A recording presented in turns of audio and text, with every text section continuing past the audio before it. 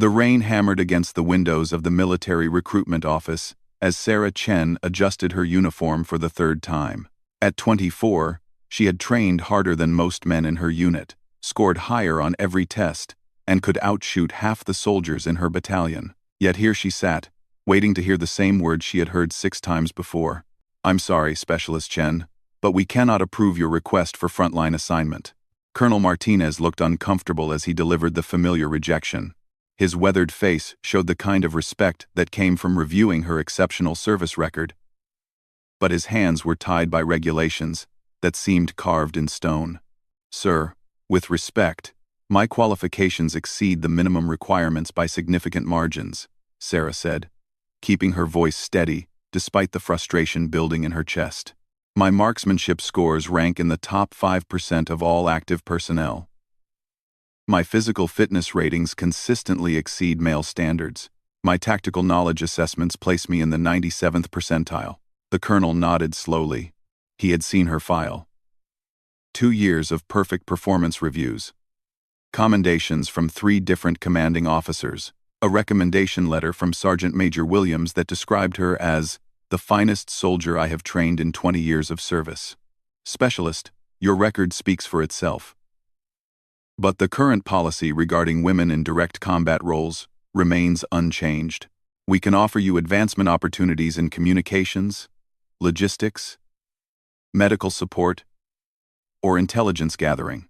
These are vital roles that keep me away from actual fighting," Sarah interrupted, immediately regretting her tone.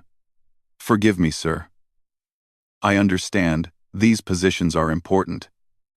But I did not join the military to hide behind a desk while others face danger." Colonel Martinez leaned back in his chair. Through the window behind him, Sarah could see soldiers running training drills in the muddy courtyard. Men who had scored lower than her on every qualification test, who would soon deploy to active combat zones while she remained stuck in support roles. "Specialist Chen, I want you to understand something.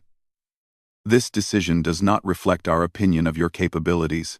Every officer who has worked with you speaks of your exceptional skill and dedication. But military policy exists for reasons beyond individual merit." Sarah had heard these explanations before. Concerns about unit cohesion, questions about physical capabilities under extreme stress, worries about how male soldiers might react to women in dangerous situations. The arguments never changed, and they never addressed the simple fact that she could outperform most of the men who were automatically approved for combat roles. "What would it take, sir? What would I need to prove to change this decision?" The colonel considered her question carefully. Sarah could see him wrestling with his own doubts about the policy. Finally, he spoke. "Honestly, I don't think anything would change the minds of the people who make these decisions. They have their rules, and they stick to them, regardless of individual circumstances." Sarah left the office that afternoon feeling more frustrated than ever. She walked through the base, past the training facilities where she had excelled, past the shooting range where she regularly set new records, past the tactical simulation center where instructors used her performance as an example for other soldiers.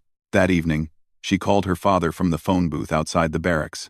David Chen had served 2 tours in Vietnam before returning home to raise his daughter alone after her mother died in a car accident when Sarah was 8. "They said no again, didn't they?" His voice carried disappointment but no surprise. "Dad, I don't understand. I work twice as hard as everyone else. I score higher on every test. My commanding officers all recommend me for advancement.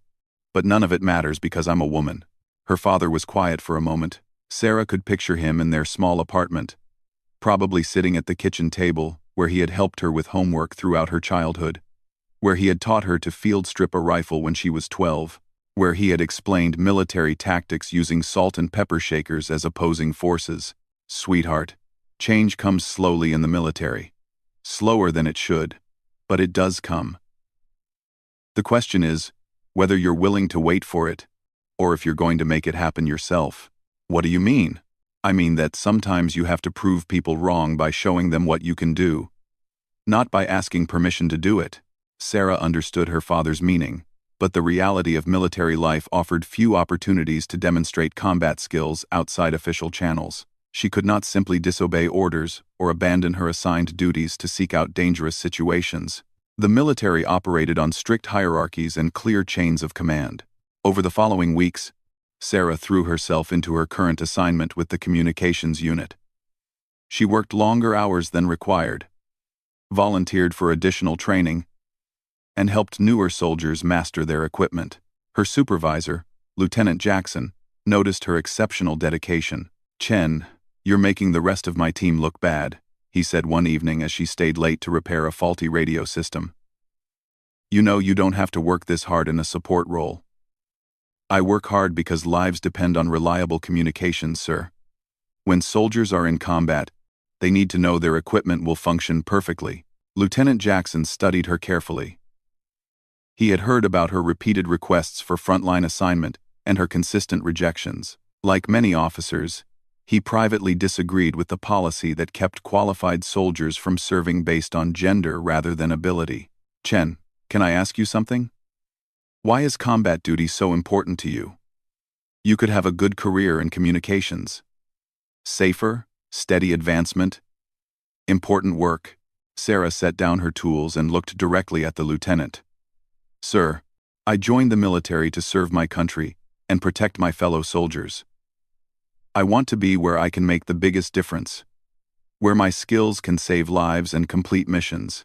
Hiding in the rear while others face danger doesn't feel like service to me." Lieutenant Jackson nodded slowly.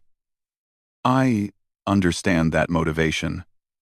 But you should know that your work here does save lives. When combat units maintain contact with headquarters, when they can call for backup or medical support, when they receive accurate intelligence about enemy positions, that all depends on the communication systems you maintain."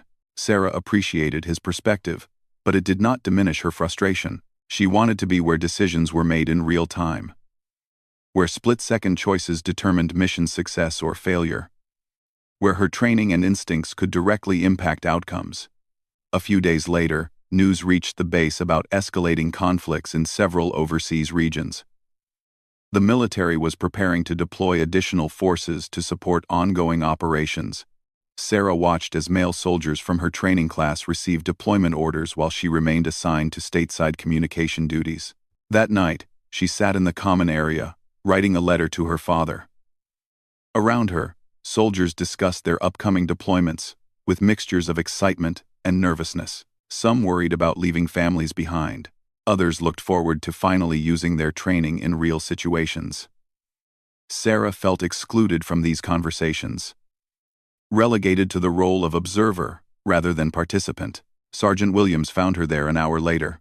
The grizzled veteran had trained dozens of soldiers over his career and had never hesitated to express his opinion that Sarah ranked among the best he had ever instructed. "Chen, you look like someone shot your dog. What's eating at you?" Sarah looked up from her letter. "Just thinking about missed opportunities, Sergeant." Williams sat down across from her. "You mean the deployment orders that came through today?" "I saw the list. Lot of good soldiers heading overseas. Lot of soldiers who aren't half as qualified as you. It doesn't matter how qualified I am if no one will give me the chance to prove it. Maybe not officially. But opportunities have a way of presenting themselves to soldiers who are ready for them. The key is being prepared when that moment comes." Sarah studied the sergeant's weathered face, wondering if he knew something she did not. "What kind of opportunities?"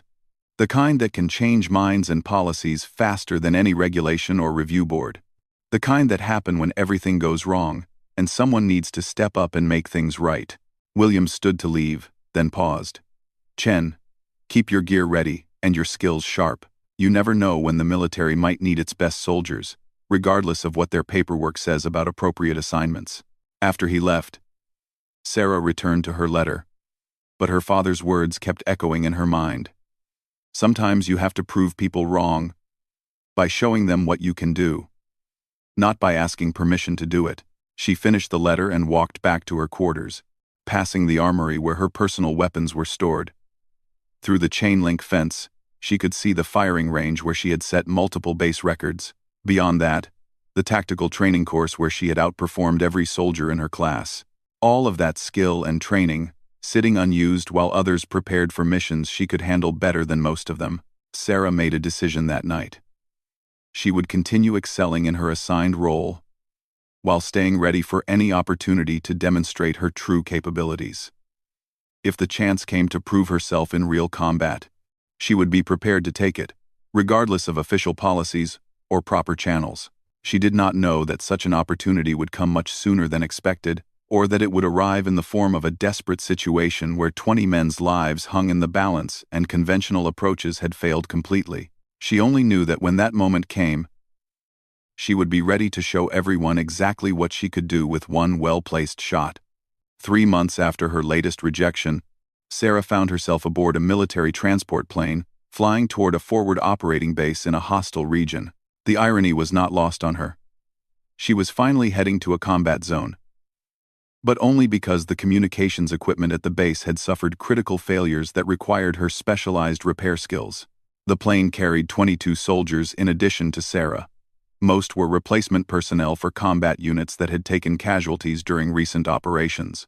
They talked quietly among themselves, checking equipment and reviewing mission briefings. Sarah sat near the rear of the aircraft, her communication repair kit secured beside her, feeling like an outsider despite wearing the same uniform. Across from her sat Private Johnson, barely 19 years old and heading to his first combat deployment. His nervous energy was obvious as he repeatedly checked his rifle and adjusted his body armor. Next to him, Corporal Davis offered quiet advice about staying calm under fire and following orders from experienced soldiers. "First deployment?" Davis asked Sarah during a brief lull in conversation. "First time this close to active combat," she replied. "I'm here to fix communication systems, not fight." Davis nodded but studied her carefully. Something about her bearing suggested more combat readiness than most support personnel displayed. Her equipment was meticulously organized, her weapons properly maintained, her uniform perfectly fitted for optimal movement rather than appearance. "You look like you know your way around that rifle," he observed. "I qualify expert marksman every year. Helps to stay sharp even in support roles." "Expert marksman?" Private Johnson looked up with interest. "What's your longest confirmed hit?" 800 meters. Moving target. Crosswind conditions." Sarah answered matter-of-factly. The soldiers near her fell quiet. 800 meters represented exceptional shooting skill, especially under difficult conditions. Most infantry soldiers struggled to achieve consistent accuracy beyond 300 meters. Sergeant Torres, the ranking soldier among the replacements, leaned forward. "Chen, right? I heard about you from Sergeant Williams. He says you can outshoot most of his instructors." Sarah felt uncomfortable with the attention. "I practice regularly. Good marksmanship is a basic military skill." "Basic skill?" Torres laughed. "Lady, hitting a moving target at 800 meters in crosswind is not basic. That's sniper-level shooting." The conversation was interrupted by the pilot's voice over the intercom. "All personnel, we're beginning our descent to the forward operating base. Weather conditions are deteriorating rapidly, so this might be a rough landing." Through the small windows, Sarah could see gray clouds and heavy rain. The plane began to shake as it encountered turbulence, and several soldiers gripped their seats tightly. The landing was indeed rough, with the aircraft bouncing twice before settling on the muddy runway. Outside, the forward operating base looked like most military installations in hostile territories.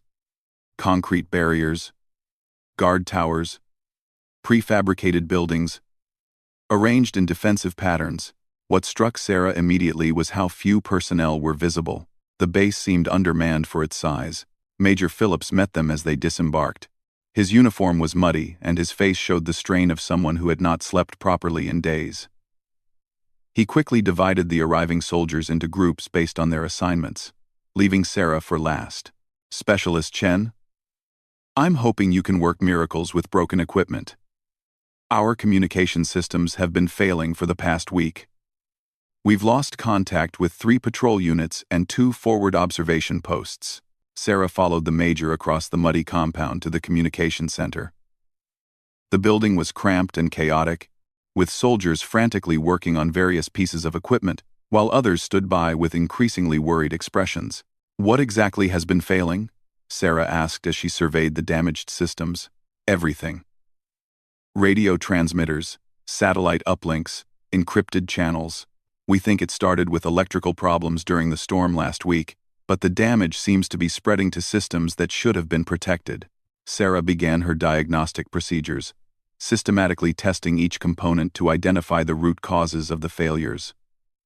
What she found concerned her greatly. This was not random storm damage or simple equipment failure. Someone had deliberately sabotaged multiple systems using sophisticated techniques that suggested military training. "Major, I need to speak with you privately," she said after an hour of investigation. They stepped outside the communications center, away from other personnel.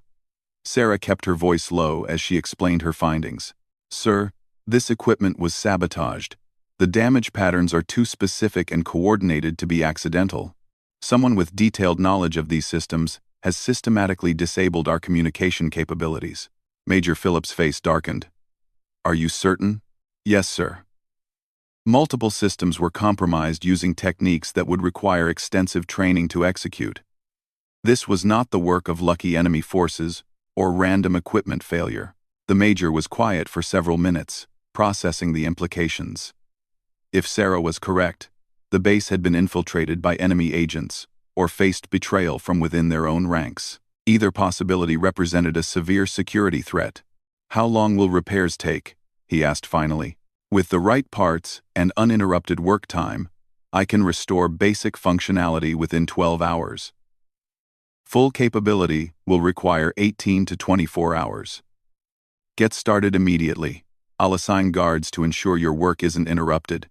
As Sarah began repairs, she noticed increased activity throughout the base. Additional patrols were organized, security checks intensified, and defensive positions reinforced. Word of potential sabotage spread quickly among the personnel, creating an atmosphere of suspicion and heightened alertness. During her break that evening, Sarah overheard a conversation between two officers near the command tent. They were discussing 3 missing patrol units that had lost contact with the base during the communication failures. Each patrol consisted of 6 to 8 soldiers who might be injured, captured, or killed without anyone knowing their status. The situation grew more serious overnight. Enemy forces, apparently aware of the communication problems, launched several probing attacks against the base perimeter. While none of these attacks succeeded in penetrating the defenses, they demonstrated that hostile forces were active in the area and possibly coordinating their efforts based on inside knowledge. By morning, Sarah had restored partial communication capability. The first messages received confirmed everyone's worst fears. 2 of the missing patrols had been located, but they were pinned down by enemy forces and facing ammunition shortages. The 3rd patrol remained missing entirely. Major Phillips called an emergency briefing for all available personnel. The situation had become critical. Enemy forces were pressing attacks against multiple positions, communication remained unreliable, and friendly units were scattered across terrain that made mutual support difficult. "We need to establish contact with our missing units and coordinate relief efforts," the major explained. "Unfortunately, our current communication range is limited to approximately half normal distance due to ongoing equipment problems." Captain Morrison, the base's tactical officer, spread a map across the table. "The closest missing patrol is here, approximately 15 kilometers northeast. They're under heavy pressure and requesting immediate assistance. The problem is that enemy forces have established blocking positions along the most direct routes." Sarah studied the map carefully. Her communication repair work had given her detailed knowledge of the base's equipment capabilities and limitations. She also understood the tactical situation better than most support personnel would. "Sir, what about the observation post on Hill 247? If someone could establish a relay station there, we could extend our communication range significantly and coordinate support for the trapped patrols." Captain Morrison looked at the map location Sarah indicated. "That position would work, but it's exposed to enemy fire and beyond our current defensive perimeter. It would be extremely dangerous for anyone to reach and hold that position." "How dangerous?" Sarah asked.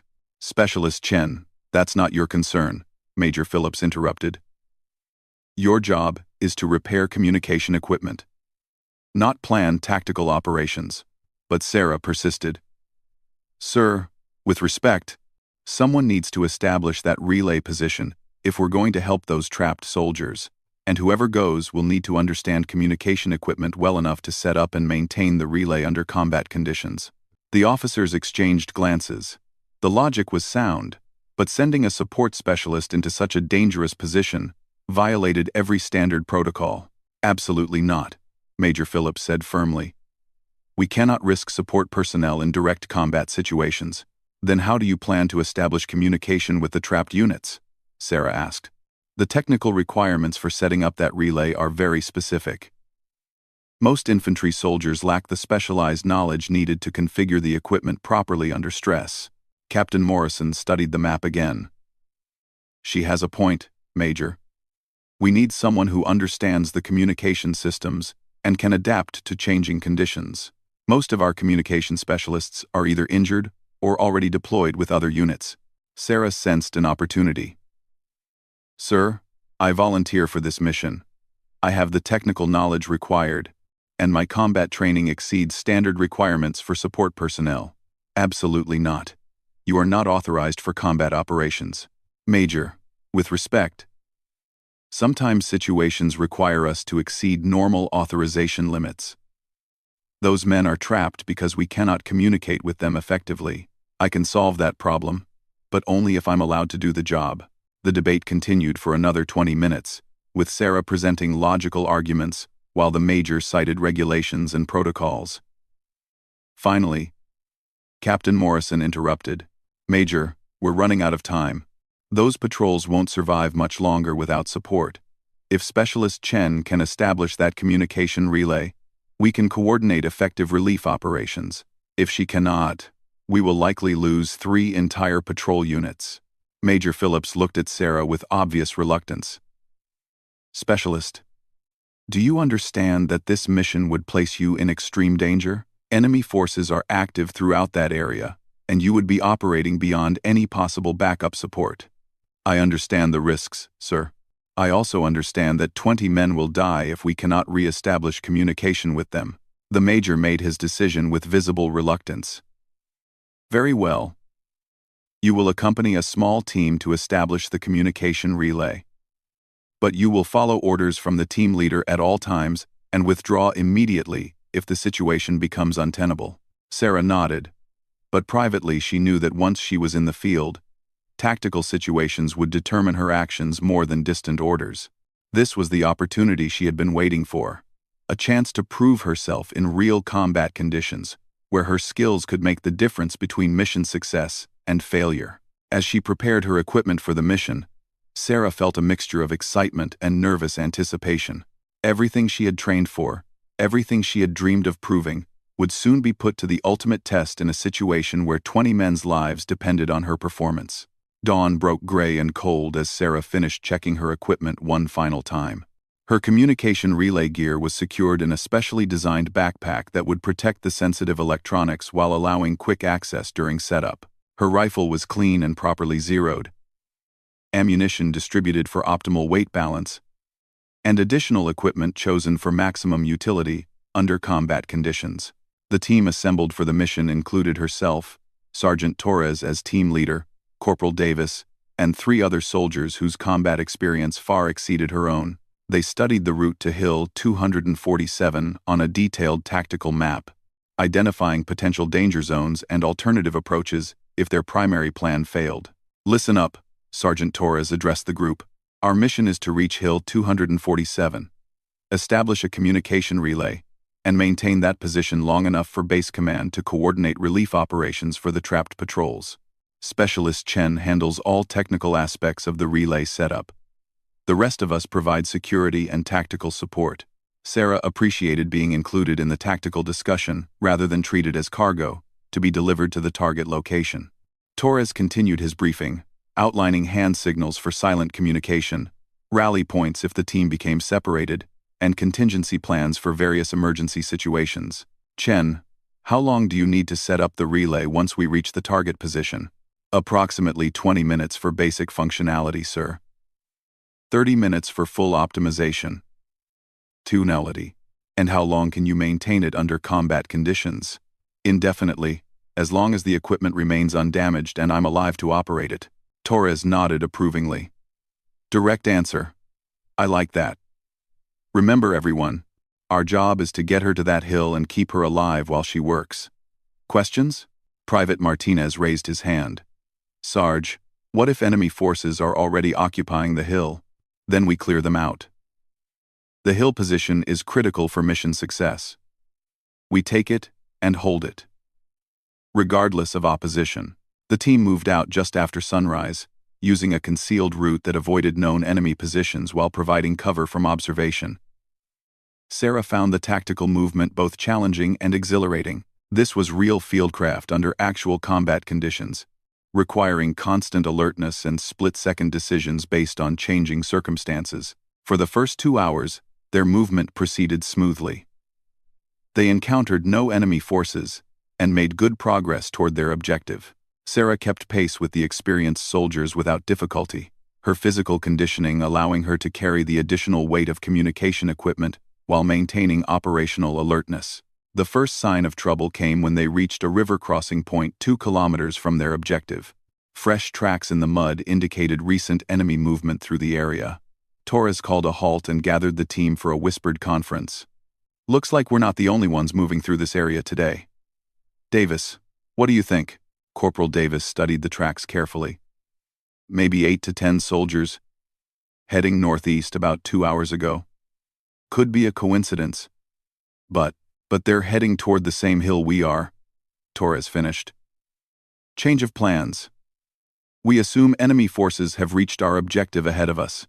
That means we're walking into a defended position instead of an empty hilltop.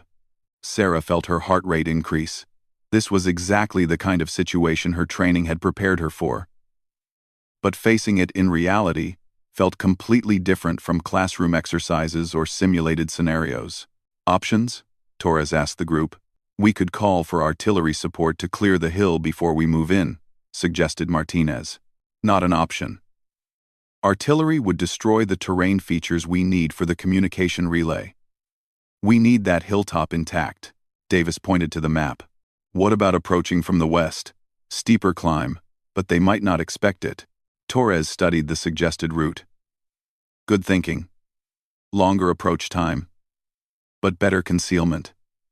Chen, can you handle the steeper terrain with your equipment load? Yes, Sergeant. No problem. They changed course, adding an hour to their approach but gaining significant tactical advantage. The western face of Hill 247 was rocky and steep, making it difficult to climb but providing excellent cover from observation. More importantly, enemy forces typically focused their defensive preparations on easier approaches. As they climbed, Sarah began to hear distant sounds that confirmed their suspicions. Voices speaking in a foreign language, equipment being moved, defensive positions being prepared. Enemy forces had indeed reached the hilltop first and were establishing their own positions there. Torres signaled for another halt 50 meters below the crest. From here, they could hear enemy activity clearly but remained concealed by the rocky terrain. The sergeant studied the situation carefully before making his decision. Davis, Martinez, circle around to the north and create a distraction. Nothing heroic, just enough noise to draw their attention away from our approach. Chen and I will move to the communication position while they're focused on you two. Roberts and Williams will provide covering fire from this position. It was a solid plan that maximized their tactical advantages while minimizing exposure to enemy fire. Sarah checked her equipment one final time and prepared to follow Torres toward the summit. The distraction worked perfectly.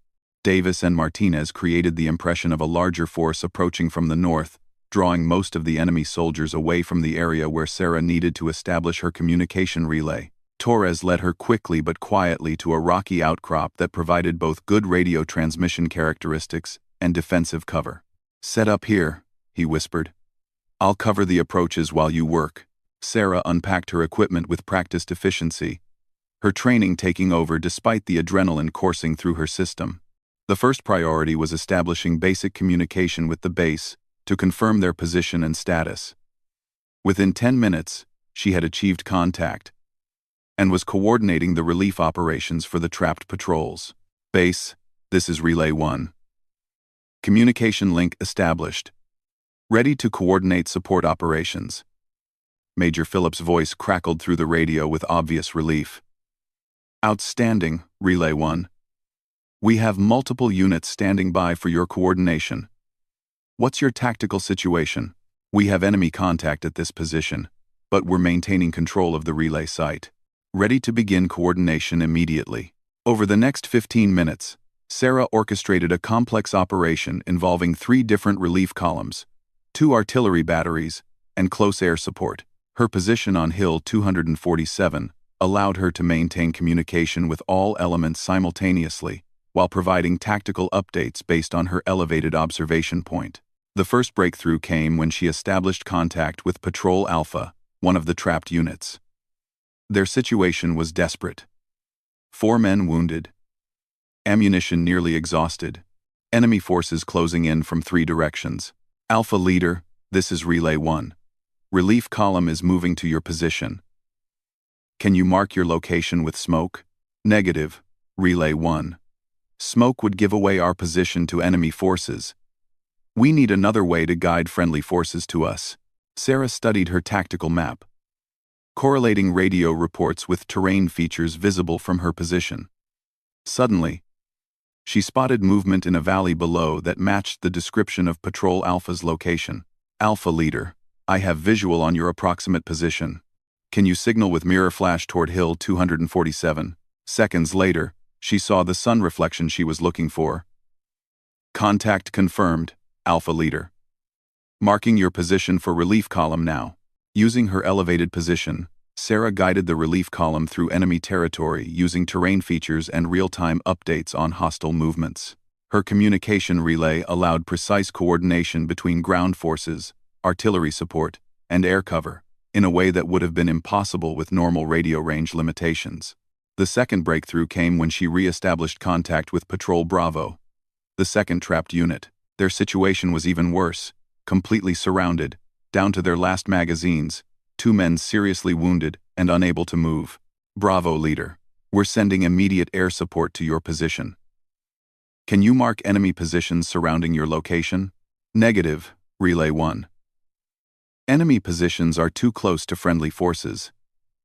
Any airstrikes risk hitting our own people. Sarah realized that conventional support would not work in this situation.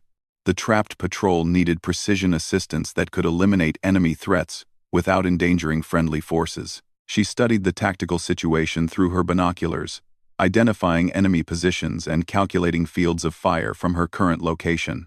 Bravo Leader, what's the range from your position to my location on Hill 247? Approximately 600 meters. Relay 1.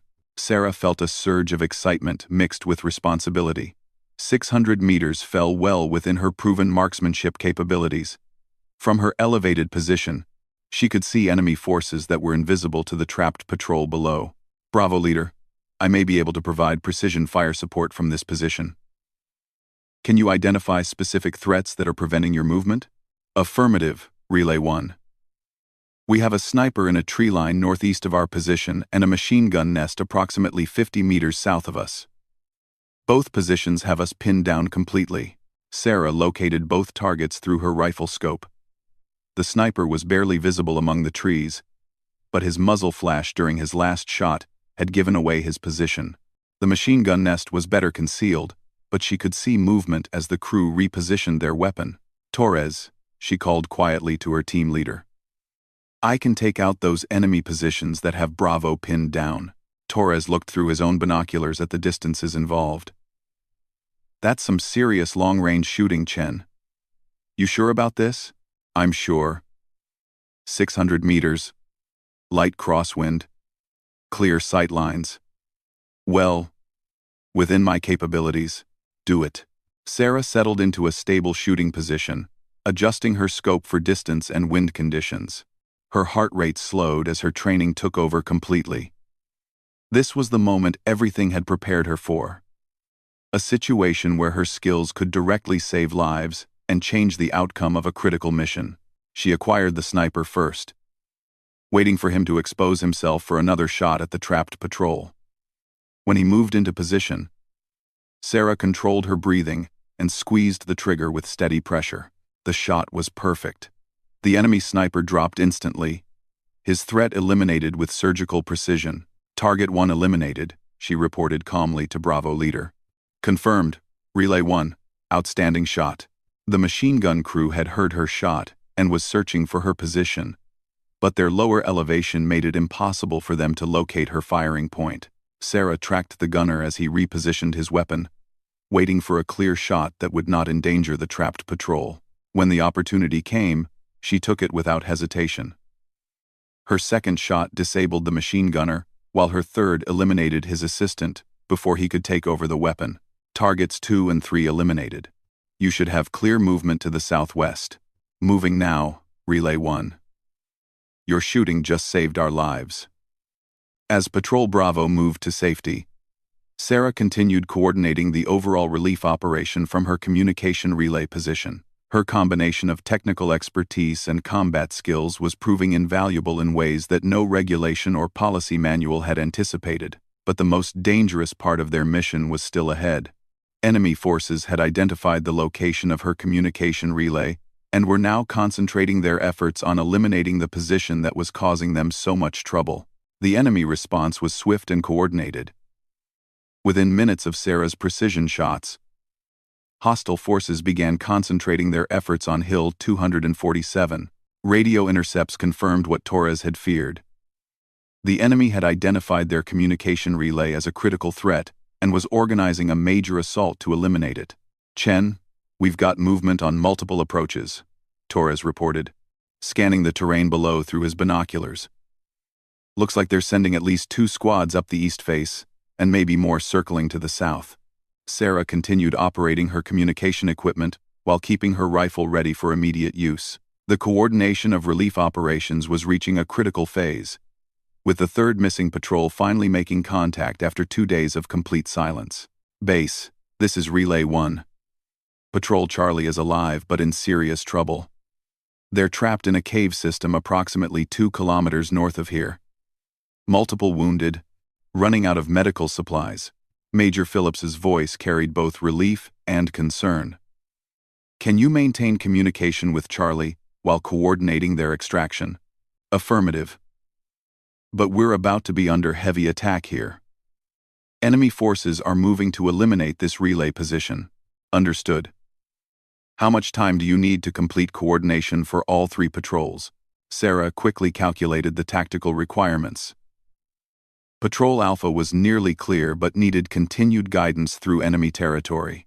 Patrol Bravo was moving to safety but still required coordination with their relief column to avoid friendly fire incidents. Patrol Charlie needed immediate medical evacuation and tactical support to reach an extraction point. Minimum 30 minutes for basic coordination, sir. 45 minutes for full extraction support. Can you hold that position against enemy assault for that duration? Sarah looked at Torres, who was coordinating defensive preparations with the rest of their small team. 6 soldiers against an unknown number of enemy forces converging on their position from multiple directions. The tactical mathematics were not encouraging. We'll hold, sir. Continue relief operations as planned. Torres had positioned Davis and Martinez to cover the most likely approach routes, while Roberts and Williams established overlapping fields of fire from their rocky positions. The defensive arrangement was textbook perfect, but their ammunition was limited, and reinforcements were impossible given the distances involved. Chen, I need to know your capabilities honestly, Torres said as he settled into his own firing position. We're about to be in a serious fight. Can you handle communication duties and combat simultaneously? Yes, Sergeant.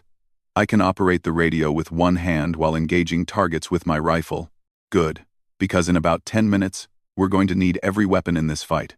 The first enemy probing attack came from the east. Exactly as Torres had predicted. 3 soldiers moved carefully up the rocky slope, testing the defenders' positions and response capabilities. Sarah maintained her communication coordination while tracking their movement through her rifle scope.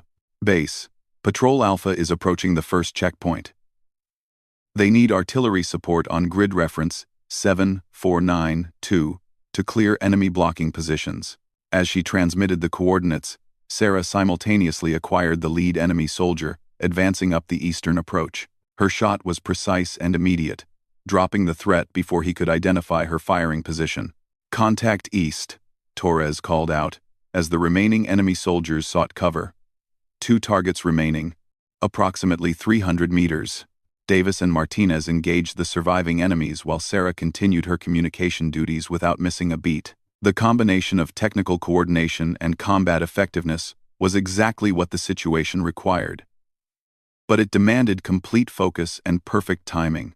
"Artillery mission complete," came the report from base. "Patrol Alpha is moving through checkpoint 1 toward extraction point. Confirmed. Shifting fire support to Patrol Charlie's location. They need immediate suppression of enemy positions around the cave entrance." The second enemy attack came from an unexpected direction. While the defenders were focused on the eastern approach, a squad of enemy soldiers had worked their way up the southern face of the hill, using a route that Torres had considered too difficult to climb quickly. "Movement south," Williams called out. "Multiple contacts. Maybe 6 or 7 soldiers." Sarah realized that her communication position was directly exposed to the southern approach. Enemy fire began impacting the rocks around her equipment, forcing her to divide her attention between maintaining radio contact and returning effective fire. "Base, taking heavy fire at relay position. Need immediate air support on Hill 247. Negative, Relay 1. All air assets are committed to patrol extractions. You're on your own for at least 20 minutes. Neg. Sarah grabbed her rifle and quickly engaged the Southern assault force while keeping one hand on her radio controls. Her elevated position provided excellent fields of fire, but it also made her location obvious to enemy forces below. Her first shots scattered the advancing enemies and bought precious time for Torres to reposition his defensive line. The sergeant moved quickly to reinforce the southern approach, while maintaining coverage of other potential attack routes. "Outstanding shooting, Chen," he called out. "Keep them pinned down while we adjust our positions." The battle intensified as enemy forces coordinated simultaneous attacks from multiple directions. Sarah found herself operating in the exact kind of high-stress combat environment that military policies claimed women could not handle effectively. Yet she was not only handling it, she was excelling under conditions that would challenge any soldier. "Patrol Bravo has reached friendly lines," she reported while engaging enemy targets. Shifting coordination to Charlie's extraction. "They're moving to extraction point 3. Confirmed, Relay 1. Medical evacuation standing by at extraction point 3. Sarah's multitasking abilities were being tested to their absolute limits. She coordinated artillery strikes with one hand, while engaging enemy soldiers with precision rifle fire, maintained communication with 3 different friendly units while tracking hostile movements across multiple approach routes, and provided tactical updates to base command while helping her team leader adjust their defensive positions. The third enemy assault came in the form of a coordinated attack from 3 directions simultaneously. Enemy forces had obviously identified the communication relay as their primary objective and were willing to accept significant casualties to eliminate it. "This is it," Torres announced grimly. "They're throwing everything they have at us." Sarah made a quick decision that would have been impossible under normal military protocols. "Sergeant, I'm moving to an advanced position to engage the eastern approach. I can see targets from there that are invisible from our current location." "Negative. You stay with the communication equipment. I can operate the radio remotely from that position, and my rifle can stop their advance before they reach effective range." Torres hesitated for a split second before recognizing the tactical logic. "Do it. But if that position becomes untenable, you fall back immediately." Sarah moved to a rocky outcrop 30 meters forward of their main defensive line. From here, she had clear sight lines to enemy approach routes while remaining connected to her communication equipment through a field telephone line. The position was more exposed but offered significantly better tactical advantages. From her new firing position, Sarah could see the full scope of the enemy assault. At least 15 soldiers were advancing from 3 different directions, using covering fire and tactical movement that demonstrated professional military training. This was not a hastily organized attack. It was a carefully planned assault by experienced combat troops. Her first priority was eliminating the enemy soldiers who posed the greatest immediate threat to her team's survival. She identified an enemy squad leader directing the eastern assault and engaged him at 400 meters, dropping him with a single well-placed shot that immediately disrupted their coordinated advance. Eastern assault leader, eliminated, she reported to Torres while simultaneously transmitting tactical updates to base command. Remaining Eastern forces are seeking cover behind Rock Formation Alpha. Her second target was a machine gunner establishing a base of fire position that would have made movement impossible for her defensive team. The range was challenging, nearly 500 meters with a significant crosswind. But Sarah's exceptional marksmanship training made the shot feasible. She controlled her breathing, calculated wind deflection, and engaged the machine gunner just as he was setting up his weapon. Her shot was perfect, eliminating the threat before it could become established. Machine gun threat neutralized. Southern approach is temporarily clear. Meanwhile, her communication coordination continued without interruption. Base. Patrol Charlie is approaching extraction point 3. They have 2 stretcher cases and need immediate medical support. Medical team is standing by. Extraction helicopter inbound. ETA 5 minutes. Sarah's tactical position allowed her to observe the entire battlefield while maintaining communication with all friendly elements. She could see Patrol Charlie's movement toward their extraction point, monitor the defensive situation on Hill 247, and coordinate supporting fires from artillery and air assets as they became available. But the enemy assault was far from over. Having lost their initial momentum, hostile forces were regrouping for what appeared to be a final, coordinated attack designed to overwhelm the small defensive force through sheer numbers and firepower. Chen, Torres called from the main defensive position. They're massing for another assault. This one's going to be the big push. Sarah studied the enemy formations through her rifle scope. She could see approximately 20 soldiers organizing themselves for what would clearly be their maximum effort against Hill 247. Her team had already expended significant ammunition during the previous attacks, and their position would be extremely difficult to hold against a determined assault by superior numbers. It was at this moment that Sarah realized her unique position might offer one tactical option that conventional military thinking would never consider. From her advanced observation point, she could see the enemy command element coordinating the upcoming assault. If she could eliminate their leadership at the critical moment, the entire attack might collapse before it reached her team's defensive positions. The target was the enemy commander, clearly identifiable by his radio equipment and the way other soldiers deferred to his instructions. He was positioned approximately 650 meters away, partially concealed by vegetation, moving frequently to avoid providing a stable target for enemy snipers. Sarah had one chance to make a shot that would save 20 men's lives and change the course of the entire operation. Everything she had trained for, everything she had proven in smaller engagements, came down to this single moment, when exceptional marksmanship could determine the difference between mission success and catastrophic failure. She settled into her most stable shooting position and began tracking the enemy commander's movement pattern, waiting for the precise moment when skill, opportunity, and necessity would combine to create the shot that would prove, once and for all, exactly what she was capable of accomplishing. Time seemed to slow as Sarah studied the enemy commander through her rifle scope.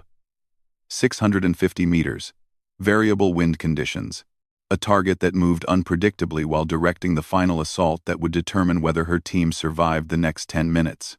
Everything came down to this moment.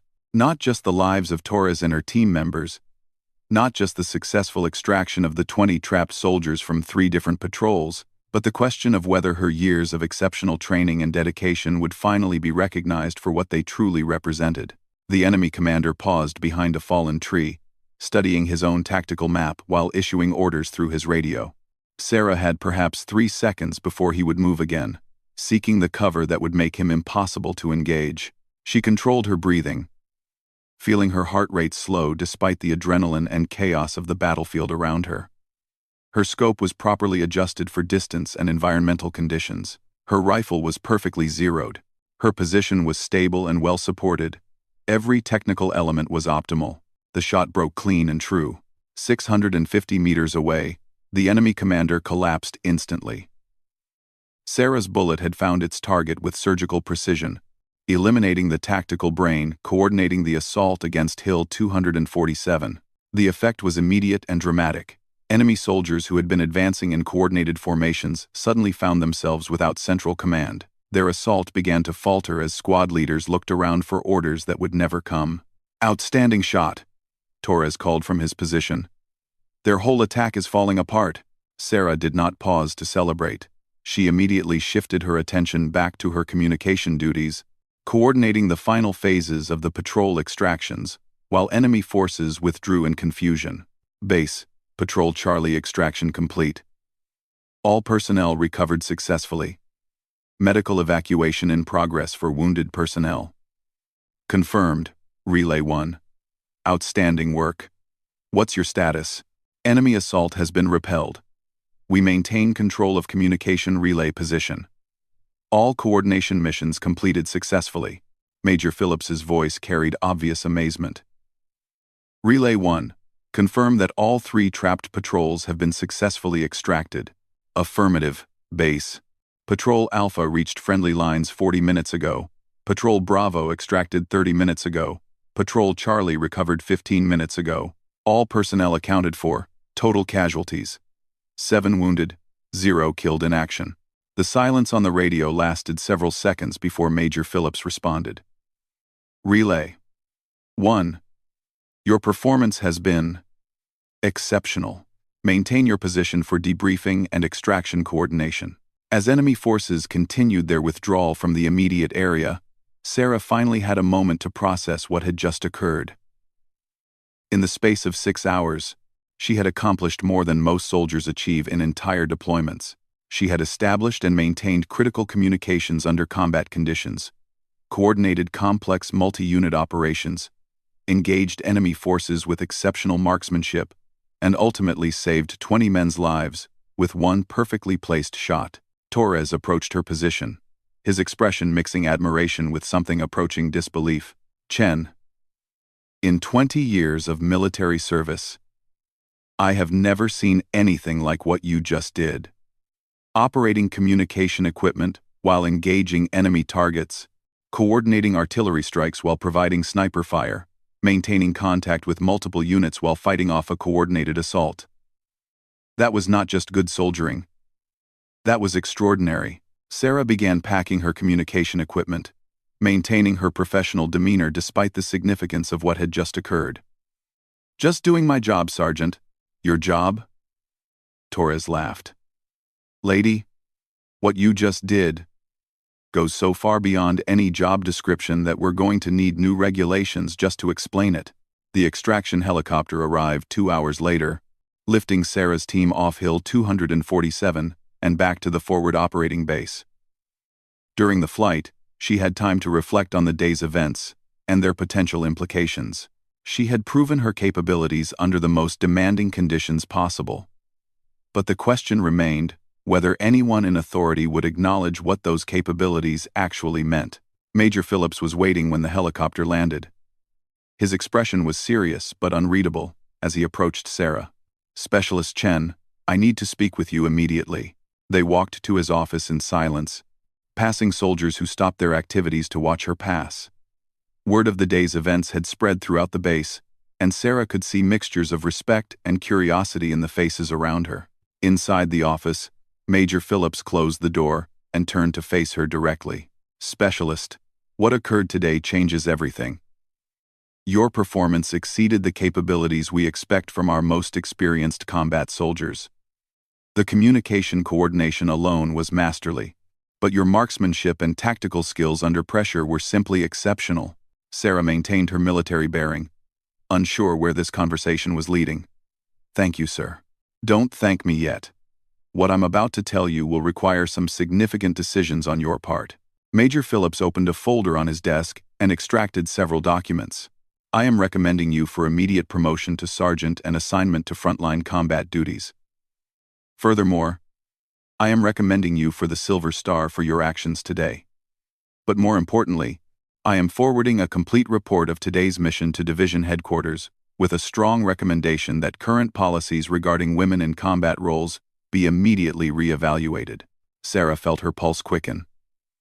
This was the opportunity she had sought for years, but the way it was being presented suggested complications.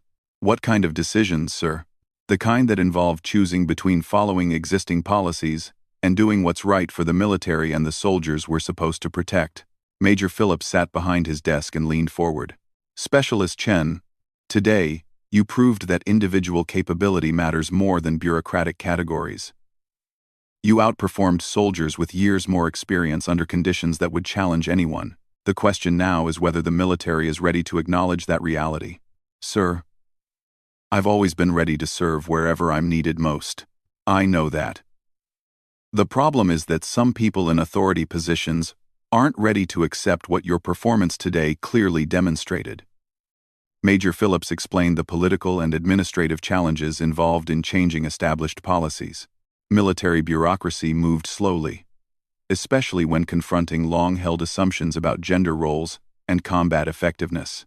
Her exceptional performance would certainly be recognized, but translating that recognition into policy changes would require sustained effort from many people at various levels of authority. Sir, what do you recommend? I recommend that you continue doing exactly what you did today. Excel in whatever assignment you receive, maintain your exceptional standards, and let your performance speak for itself. Change will come, but it might take time. 3 weeks later, Sarah received her promotion to sergeant and transferred to a combat unit deploying overseas. Her Silver Star recommendation was approved, making her one of the few women to receive such recognition for direct combat actions. More importantly, her detailed performance report became part of an official review of policies regarding women in combat roles. The changes came gradually, as Major Phillips had predicted. Other women were given opportunities to prove themselves in combat situations. Training standards were adjusted to focus on capability rather than gender. Assignment policies were modified to recognize individual qualifications over categorical restrictions. 6 months after the action on Hill 247, Sergeant Chen found herself leading a squad of both male and female soldiers in a combat zone, where such integration was becoming increasingly normal. The policies that had once seemed unchangeable were evolving, influenced by demonstrated performance, rather than theoretical concerns. During quiet moments, she sometimes thought about that critical shot on Hill 247. Not because it was the most technically challenging she had ever made, but because it represented the moment when everything she had worked to prove became undeniably clear to everyone watching. She had not asked for special treatment or demanded recognition based on anything other than her abilities. She had simply been ready when the moment came, prepared to do whatever was necessary to save 20 men's lives and complete an impossible mission. The shot itself lasted only a fraction of a second, but its impact continued to ripple through military policies and attitudes months later. It became part of the evidence cited when discriminatory policies were finally changed. It was mentioned in congressional hearings about military effectiveness and equal opportunity. It was studied in tactical schools as an example of individual initiative and exceptional marksmanship. But for Sarah, the most important result was simpler and more personal. She had proven to herself, and everyone else, that she belonged exactly where she had always known she should be. In the front lines, facing danger alongside her fellow soldiers, ready to use her skills wherever they were needed most. The day they denied her frontline duty for the final time seemed like ancient history now. The policies had changed, the attitudes had evolved, and soldiers like her were finally being judged by their capabilities rather than their gender. It had taken one well-placed shot to save 20 men. But it had also taken years of persistence and exceptional performance to change the minds of people who made decisions about who could serve where and how. Looking back, Sarah realized that both elements had been necessary. The exceptional moment that proved her capabilities, and the sustained excellence that gave weight to that proof. Together, they had accomplished something that regulations and review boards had been unable to achieve. They had opened doors for future generations of soldiers, who would be judged by their abilities, rather than limited by outdated assumptions. The 20 men whose lives were saved that day never forgot what Sergeant Sarah Chen had accomplished with one perfect shot. But more importantly, The military never forgot what she had proven about the capabilities of soldiers who had been underestimated for too long. She had not just saved lives that day. She had changed the fundamental understanding of what it meant to serve with courage, skill, and dedication, regardless of gender or bureaucratic categories. And that change would continue to save lives and improve military effectiveness for years to come.